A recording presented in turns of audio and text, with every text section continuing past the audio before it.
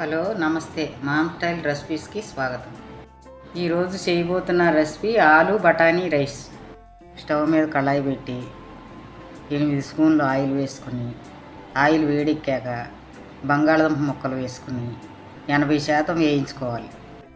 ఈ విధంగా వేగిన తర్వాత తీసి పక్కన పెట్టుకుని అదే కళాయిలో దాల్చిన చెక్క, లవంగాయలు, పలవ ఆకులు, యాలకులు, షాజీరా వేసి వేగిన తర్వాత పచ్చిమిర్చి, ఉల్లిపాయ ముక్కలు, అల్లం వెల్లుల్లి పేస్టు, పచ్చి బఠానీ వేసి వేయించుకోవాలి.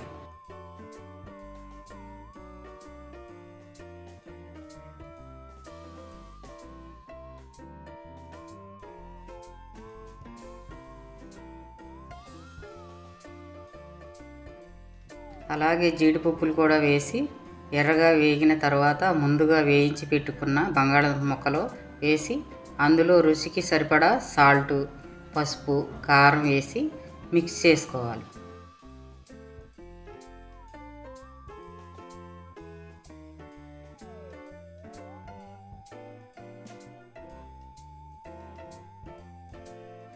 మొత్తం వేగిన తర్వాత ముందుగా ఉడికించి పెట్టుకున్న అన్నాన్ని వేసి మిక్స్ చేసుకోవాలి.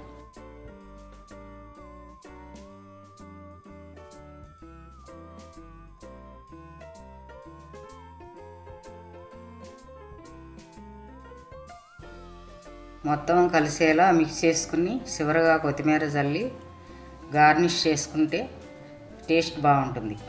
అంతే, టేస్టీ ఆలు బఠానీ రైస్ రెడీ.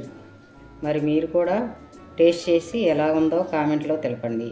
మీకు ఈ వీడియో కనుక నచ్చినట్లయితే లైక్ చేసి మీ ఫ్రెండ్స్ అనే ఫ్యామిలీకి షేర్ చేయండి.